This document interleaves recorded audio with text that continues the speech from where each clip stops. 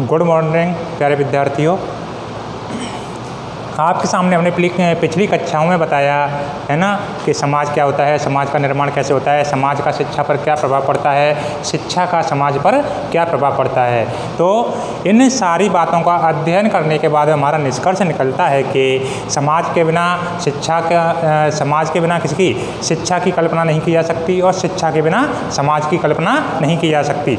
अर्थात समाज एवं शिक्षा दोनों एक दूसरे के पूरक हैं। तो ये एक दूसरे के पूरक हैं। अब इसके बाद हमारा अगला टॉपिक आता है इसी में समाज वाले में। जो हमारा आज का जो प्रकरण है वो है आपका भारतीय समाज में भेदभाव। मतलब जो भारत का जो समाज है उस समाज में भेदभाव किस प्रकार से किया जाता है। तो आप सभी लोग भी एक सामाजिक प्राणी हैं, समाज से निकल के ही आते हैं, समाज में ही वापस जाते हैं।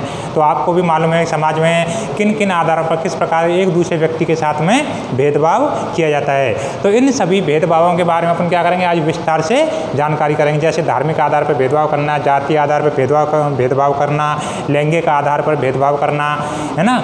इस प्रकार ये सारे भेदभाव आ जाएंगे। सांस्कृतिक आधार पर भेदभाव करना।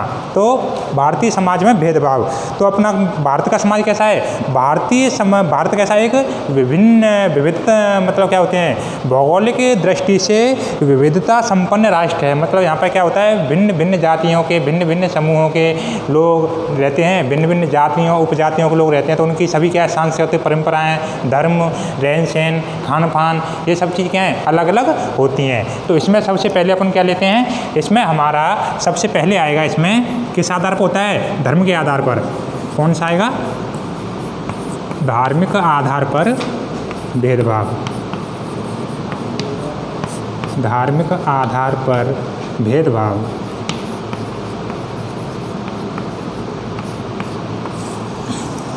तो विद्यार्थियों, आप लोगों ने देखा होगा धर्म के आधार पर भेदभाव किस प्रकार किया जाता है। तो धर्म के आधार पर भेदभाव किया जाता है।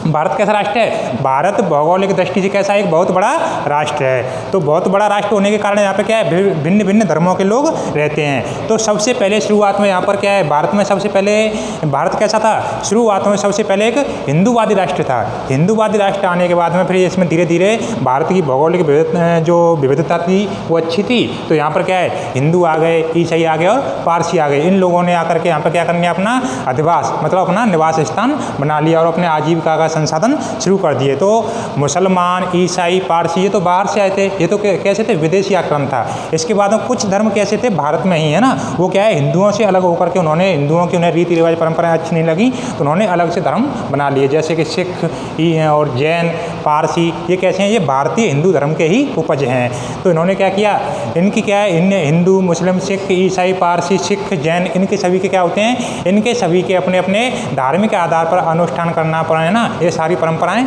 अलग अलग होती हैं। ये अलग अलग होने के कारण इनकी क्या होती हैं, अपन क्या करते हैं, भारतीय समाज में एक हिंदू मुसलमान के साथ भी बैठ सकता है, सिख के साथ भी बैठ सकता है ना। आपस में इनमें क्या होता है, मन प्रेम तो होता है और आपस में ये बातचीत भी करते हैं, आपस में खान पान भी करते हैं। लेकिन कभी कभी क्या होता है, कभी कभी इन सभी में आपस में इनके धर्म के आधार पर ही भेदभाव मतलब मतभेद उत्पन्न हो जाता है। जैसे कि हिंदुओं की क्या है, हिंदुओं की शादी विवाह होते हैं, उनकी सभी परंपराएं कैसी होती हैं, अलग अलग होती हैं। उनके शादी करने के रीति रिवाज अलग अलग होते हैं। मुसलमानों के अलग होते हैं, ईसाइयों के अलग होते हैं, सिखों के अलग होते हैं। तो इन सभी के आधार पर, जैसे कि अगर एक हिंदू लड़का किसी मुस्लिम लड़की या सिख या ईसाई लड़की से साथ में शादी करना चाहे या लड़की लड़के से शादी करना चाहे अपने धर्म को छोड़ के, तो अपने समाज में क्या होता है, समाज में कैसा, उन दोनों धर्मों के लोगों के बीच में क्या हो जाता है, टकराव अर्थात मतभेद उत्पन्न हो जाता है। यह होता है धर्म के आधार पर भेदभाव।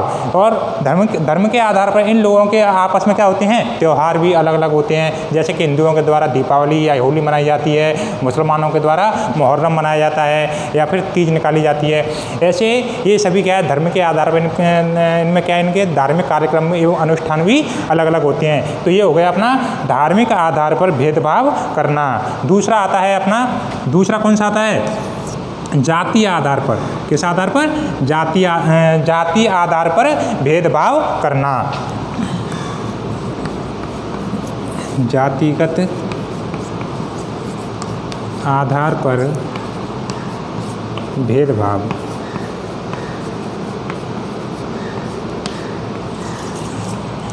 जातिगत आधार पर भेदभाव। तो विद्यार्थियों, आपको मालूम है भारतीय समाज की नींव, है ना, नींव बोलते हैं मतलब जड़, जहाँ से भारतीय समाज शुरू हुआ है वह कहाँ से, जाति के आधार पर ही शुरू हुआ है। प्राचीन काल से ही हम लोगों ने, है ना, प्राचीन उपनिषदों, पुराणों या किसी भी धार्मिक ग्रंथ को हम उठा करके पढ़ते हैं तो उसमें क्या होता है, जाति के आधार पर पूरे भारतीय समाज को, जो पूरा भारतीय समाज था उसे किसमें 4 जातियों में या फिर 4 वर्णों में विभाजित किया गया था। 4 वर्ण या वर्ग कौन कौन से थे वो मैं आपको बताता हूँ। जैसे कि नंबर 1 हिंदू, है ना, हिंदू नहीं, हिंदू नहीं थे। जैसे कि 4 वर्ण थे अपने, जो पहला था इसमें ब्राह्मण, कौन था, ब्राह्मण, है ना। दूसरा कौन था, क्षत्रिय, क्षत्रिय। और तीसरे कौन थे आपके, वैश्य। और चौथा था आपका शूद्र। तो मतलब जो भारतीय समाज था जाति के आधार पर, है ना, वर्ण व्यवस्था के आधार पर उसे कितने भागों में, 4 भागों में विभाजित कर रखा था। तो सबसे पहले आते थे ब्राह्मण। तो ब्राह्मणों का काम क्या होता था, ब्राह्मणों का काम होता था पूजा पाठ करना, है ना, सभी के यहाँ पर पूजा पाठ करना, है ना, उन्हें धार्मिक कार्यों के बारे में बताना, यह काम होता था ब्राह्मणों का। उसके बाद में आते हैं क्षत्रिय। क्षत्रिय वर्ण के जो व्यक्ति थे उनका काम था इन सभी तीनों वर्णों के लोगों की रक्षा करना, है ना, ये मतलब सैन्य वर्ग के अंतर्गत आते थे। इसके बाद में तीसरा आता है आपका वैश्य। इनको क्या किया गया था, इनको व्यापार करने की अनुमति दी गई थी। और इन तीनों के बाद में आता है शूद्र। तो इनको क्या था, इनको बताया गया था कि आप क्या इन तीनों की सेवा करनी है। इस प्रकार से भारतीय समाज को जाति के आधार पर 4 वर्गों में विभाजित किया गया था।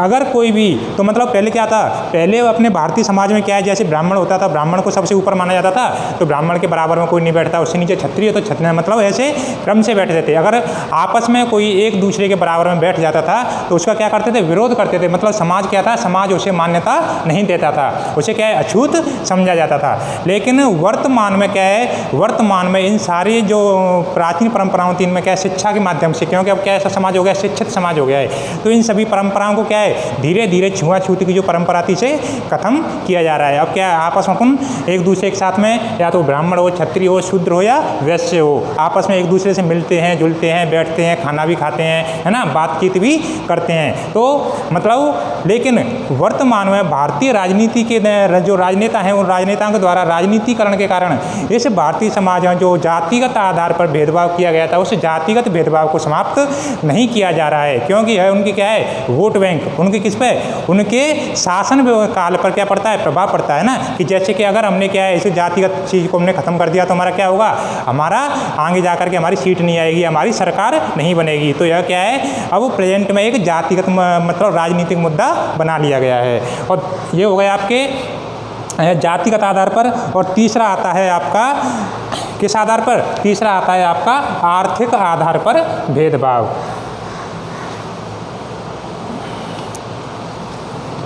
कौन सा आता है तीसरा, आर्थिक आधार पर, आर्थिक आधार पर भेदभाव।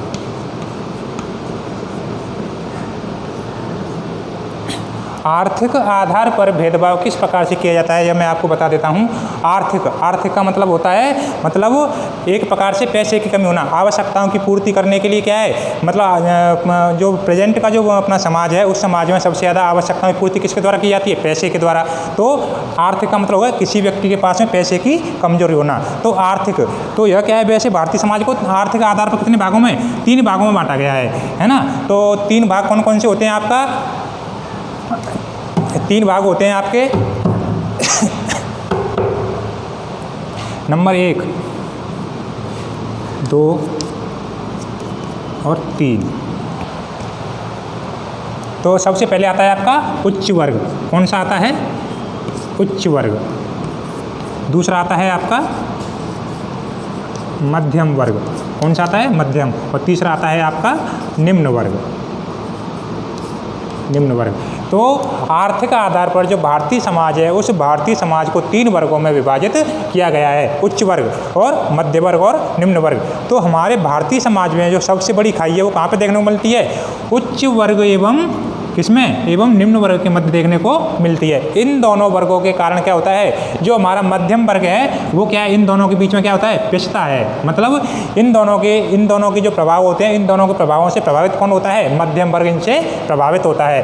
तो इसमें सबसे बड़ा कारण क्या है? जो उच्च वर्ग होता है, जैसे कि क्या है, टैक्स की व्यवस्था की गई है ना, जैसे कि 1 जुलाई 2017 से GST जिसे और बढ़ा दिया गया है। तो टैक्स होता है, उच्च वर्ग क्या करता है? अपने टैक्स को बचाता है, मतलब पैसे को छुपाने का मतलब होता है। जैसे कि सरकार की नज़र में तो वह चाहता है कि मेरे पास ओनली 1 करोड़ रुपए हैं, लेकिन उसके पास में 1 करोड़ के अलावा कम से कम 100 करोड़ की प्रॉपर्टी होती है। तो कहाँ तो वो टैक्स भर रहा है 1 करोड़ रुपए का, और उसके पास प्रॉपर्टी है 100 करोड़ रुपए की। तो जो 99 करोड़ बचे हुए हैं उनका जो मतलब टैक्स होता है वो कहाँ पर चला जाता है? वह मध्यम वर्ग को वहन करना पड़ता है, मतलब महंगाई के रूप में। मतलब सरकार के द्वारा क्या किया जाता है? सरकार के द्वारा हर चीज़ में बढ़ोतरी की जाती है। जैसे खाद्य पदार्थ होते हैं, है ना, पेट्रोलियम पदार्थ होते हैं, इनमें बढ़ोतरी की जाती है। तो इसका प्रभाव सबसे ज़्यादा कहाँ पे पड़ता है? मध्यम वर्ग पर। तो भारतीय समाज में वैसे तो जो प्रत्येक देश है उस प्रत्येक देश में किसमें उच्च वर्ग, मध्यम वर्ग एवं निम्न वर्ग में किसको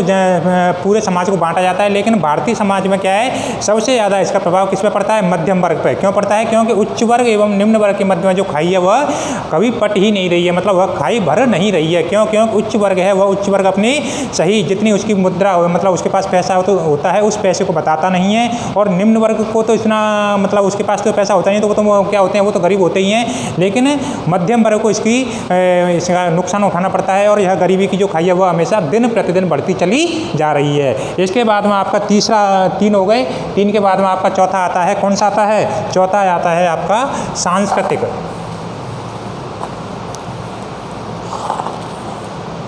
कौन सा आता है आपका चौथा? सांस्कृतिक।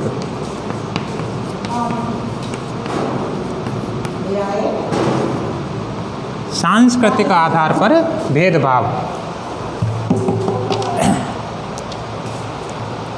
चौथा कौन सा है? चौथा है आपका सांस्कृतिक आधार पर भेदभाव। तो भारत क्या है? भारत में अपनी भौगोलिक परिस्थितियों के कारण सांस्कृतिक आधार पर काफ़ी विभिन्नताएं पाई जाती हैं। तो यह सांस्कृतिक आधार पर मतलब संस्कृति, जैसे कि भारत कैसा है, एक बहुत बड़ा क्षेत्र है, तो मतलब किस क्षेत्र विशेष की संस्कृति किस प्रकार की है, जो संस्कृति होती है वह क्या होता है, वो बदलती रहती है। तो उस मतलब एक क्षेत्र विशेष की, जैसे कि अपना पूर्वी भारत में जाएंगे, पश्चिमी भारत में जाएंगे, या फिर उत्तरी भारत में जाएंगे, या फिर दक्षिणी भारत में जाएंगे, तो वहाँ पे क्या है, खान पान, रहन सहन, है ना, आपस में बोलचाल का जो भाषा का होता है, व्यवहार का जो वातावरण होता है वह कैसा होता है, बहुत उसमें अंतर होता है। यह अंतर हमें कैसे देखने को मिलता है? यह हमें क्या है, उनके संपर्क में आने पर हमें देखने को मिलता है। तो भारत में क्या है, भारत एकमात्र ऐसा देश है जहाँ पर क्या है, पहाड़ी भी पाए जाते हैं, मैदान भी पाए जाते हैं, नदियाँ भी पाई जाती हैं, है ना, पठार भी पाए जाते हैं, है ना, और क्या है, बड़े बड़े महासागर भी पाए जाते हैं, सब चीज़ पाई जाती है। तो यह क्या भौगोलिक दृष्टि से विविधता संपन्न राष्ट्र है। तो यहाँ पर संस्कृति में भी आपको मालूम है फिर क्या होगी, देखने के लिए विभिन्न जो विविधता मिलेगी। जैसे कि भारत का कोई क्षेत्र है, जैसे कि किसी क्षेत्र में चावल की जो उपज है वो ज़्यादा होती है, किसी क्षेत्र में गेहूं की उपज ज़्यादा होती है, किसी क्षेत्र में चावल की उपज ज़्यादा होती है, तो कहीं पर सरसों की ज़्यादा होती है ना, कहीं पर नारियल की ज़्यादा होती है। तो पहले क्या था, पहले यातायात के संसाधन नहीं थे, तो जिस क्षेत्र विशेष में जिस चीज़ की उत्पादन या उपज ज़्यादा होती थी उस क्षेत्र विशेष में वहाँ पर क्या होता था, उसी चीज़ को वहाँ का मुख्य खाद्यान्न के रूप में मान करके और उसका क्या करते थे, उसे अपने खाद्य पदार्थों की पूर्ति करते थे। जैसे जहाँ पर चावल की भी पूर्ति ज़्यादा, उत्पादन ज़्यादा हो रहा है तो वहाँ चावल खा रहे हैं, गेहूं का उत्पादन ज़्यादा हो रहा है तो गेहूं खा रहे हैं, या फिर जहाँ पर फल ज़्यादा हो रहा है, नारियल ज़्यादा हो रहा है तो जैसे नारियल हो रहा है, तो उस क्षेत्र विशेष में यातायात के संसाधन थे नहीं, तो जैसे कि वहाँ पर नारियल के तेल को ही सारी चीज़ों में खाने के काम ले रहे हैं। कहीं पर सरसों ज़्यादा हो रही है तो सरसों के तेल को ही खाने के काम ले रहे हैं, कहीं तिल हो रही तो तिल को ले रहे हैं, है ना। इसी प्रकार से चावल हो रहे हैं वह चावलों को खा रहे हैं, और जहाँ गेहूँ हो रहे हैं वह गेहूँ को खा रहे हैं। लेकिन वर्तमान में क्या है, वर्तमान में यातायात के संसाधनों की पूर्ति होने के कारण, है ना, या फिर उपलब्धता होने के कारण क्या होता है, एक क्षेत्र से दूसरे क्षेत्र में खाद्य पदार्थों को आसानी से पहुंचाया जा सकता है, और उस क्षेत्र विशेष के खाद्य पदार्थों को आसानी से अपनी जगह लाया भी जा सकता है। तो इसमें क्या है, अपन भौगोलिक दृष्टि से अलग अलग चीज़ हमें क्या खाने पीने को मिलती है। जैसे अपना स्वास्थ्य कैसा होता है, स्वास्थ्य को क्या है, सारी प्रोटीन मिल जाती है, सारी खाने पीने की आवश्यकताएँ मिल जाती हैं, और वह क्या हो जाता है, वह व्यक्ति एक स्वस्थ व्यक्ति बन जाता है। तो है ना, इसके ये होता है। और इसके अलावा क्या है, मतलब संस्कृति के आधार पर अपन क्या करते हैं, जैसे कि हमारे राजस्थान की संस्कृति अलग है, मतलब पहनावा अलग है ना, यहाँ का रहन सहन अलग है, बोली वाणी अलग है। तो अपन राजस्थान को ही लेके चलते हैं। तो जैसे कि अपन सबसे पहले बिल्कुल पश्चिमी राजस्थान में जाएंगे तो वास्तविक रूप से हमें जो राजस्थान का पहनावा है, रहन सहन है, खान पान है, वो कहाँ पर देखने को मिलेगा, पश्चिमी राजस्थान है ना, जैसे जैसलमेर है, जोधपुर है, बाड़मेर है ना, इन जिलों में देखने को मिलता है। और अपन कहाँ है, जैसे कि अपन इधर पूर्व में जाएँ, धौलपुर है, भरतपुर है, या फिर थोड़ा जयपुर से और इधर साइड में जाएंगे तो उधर क्या है, उधर की जो बोली भाषा लैंग्वेज जो सब कुछ है वो कैसी है, एमपी से, जैसे धौलपुर की भाषा है वो एमपी से या यूपी से दोनों के टच में है, तो दोनों की मिली हुई है ना। और अपनी भरतपुर की भाषा यूपी की भाषा की मिली हुई है। वह क्या है, मतलब राजस्थान के होते हुए भी वह राजस्थानी भाषा के शब्दों का वास्तविक अर्थ नहीं समझते हैं। तो यह होता है सांस्कृतिक आधार पर भेदभाव। मतलब अपन क्या है, अपन पश्चिमी राजस्थान के लोग अपने पहनावे को पहन के अगर इधर आ जाएं पूर्वी भारत में, तो वो क्या है, हम ही उनके पहनावे को देख के क्या करेंगे, उन पर हंसेंगे। जबकि वह क्या है, अपने ही भाई बहन है, वो भी राजस्थान के निवासी हैं, हम भी राजस्थान के निवासी हैं। वो हम उनकी भाषा पर हंसेंगे, वो हमारी भाषा पर हंसेंगे। ये होता है सांस्कृतिक आधार पर भेदभाव। इसके बाद में आता है आपका पांचवा, कौन सा आता है, भाषाई आधार पर भेदभाव। कौन सा आता है, भाषाई आधार पर भेदभाव।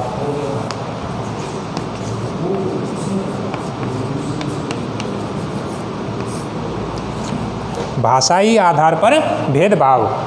तो इसमें सबसे पहले आपका आता है, नंबर 1 आएगा आपका, जैसे कि भाषाई आधार पर आएगा आपका। तो भाषाई आधार पर भेदभाव हम कैसे देख सकते हैं, ये तो आपको मालूम है कि भारत कैसा है, भारत एक बहुत बड़ा भौगोलिक विविधता के आधार पर कैसा है, भौगोलिक विविधता संपन्न राष्ट्र है। तो यहाँ पर कैसा होता है, भाषा के आधार पर भेदभाव। आपने राजस्थानी भाषा में कहावत सुनी होगी, जैसे कि कोस कोस पर पानी बदले 1.5 कोस पर वाणी, है ना।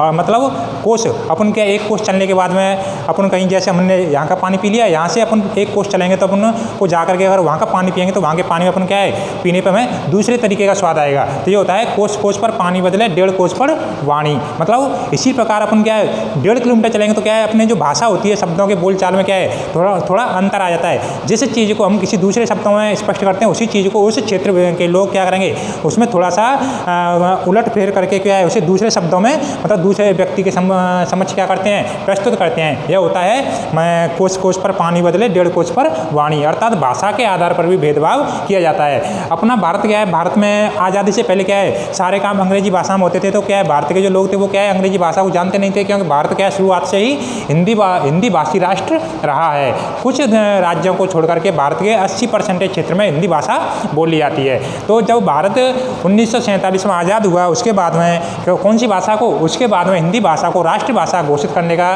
दर्जा देने की घोषणा की गई। लेकिन कुछ राष्ट्रों के द्वारा, है ना, हिंदी भाषा का भी विरोध किया गया, क्योंकि वह क्या थे, वह हिंदी भाषा के विरोध में थे। हिंदी भाषा के विरोध में इसलिए थे क्योंकि वहाँ पर हिंदी भाषा का उनकी जानकारी नहीं थी। लेकिन हिंदी भाषा का विरोध पूरे भारत में ज़्यादा से ज़्यादा 20% क्षेत्र में किया गया। 80% भारत के लोग क्या थे, हिंदी भाषा को ही राष्ट्रभाषा का दर्जा दिलवाने के समर्थन में थे। लेकिन दक्षिणी भारत के लोग नहीं चाहते थे कि हिंदी भाषा भारत की राष्ट्रीय भाषा बने या राज्य भाषा बने। इसी प्रकार तमिल एवं तेलुगु भाषाएं, उनमें भी आपस में मतभेद रहा। तो यह होता है भाषाई आधार पर भेदभाव। अगला आपका आता है प्रजातीय आधार पर भेदभाव। प्रजातीय आधार पर भेदभाव मतलब प्रजातियाँ, भारत क्या है, बड़ा राष्ट्र है, तो इसमें क्या है, भिन्न भिन्न राष्ट्रों में, अलग अलग राष्ट्रों में क्या होता है, अलग अलग प्रकार की जनजातियाँ पाई जाती हैं। तो प्रजातीय आधार पर भेदभाव, जैसे कि इन प्रजातियों के नाम कैसे रखेंगे, जैसे कि किसी क्षेत्र में कोई पहाड़ी है, उस पहाड़ी पर रहने वाले लोगों को वहीं का नाम दे दिया, जैसे कि गारो, खासी, जयंतिया, है ना, ये कैसी गुर्जर, इन जनजातियों को उन क्षेत्रों में पाई जाने वाली पहाड़ियों के आधार पर उनको नाम दे दिया, है ना। इनका सभी का प्रजातीय मतलब इनका सभी का आपस में रहन सहन, खान पान, ये सारी चीज़ें क्या होती हैं, अलग अलग होती हैं। कौन कौन सी, जैसे गारो, है ना, ये क्या है, जनजातियाँ हैं सभी, गारो, खासी, जयंतिया, गारो, खासी, जयंतिया, है ना, गुज्जर, है ना, ये क्या है, ये सभी क्या है आपस में जनजातियाँ हैं। एक बकरवाल, कौन सी, बकरवाल,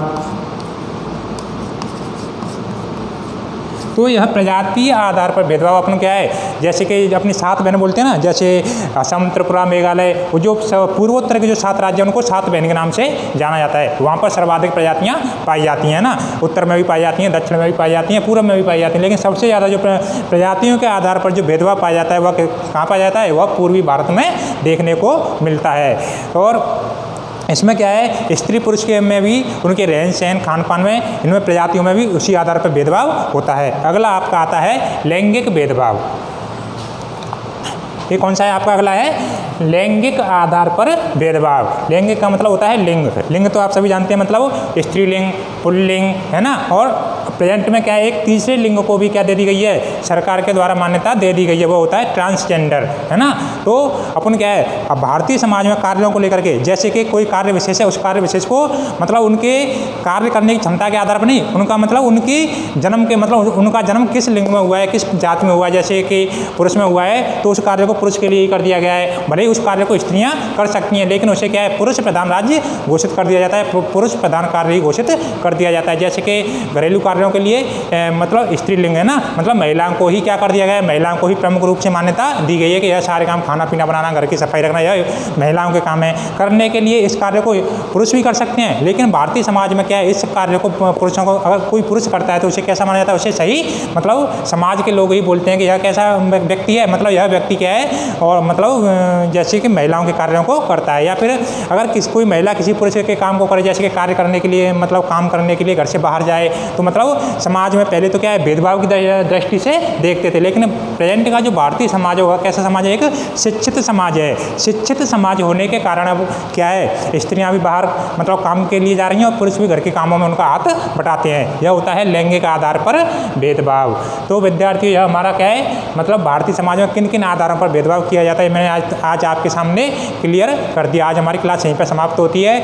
अगली क्लास में हम आपको अगला टॉपिक पढ़ाएंगे। धन्यवाद।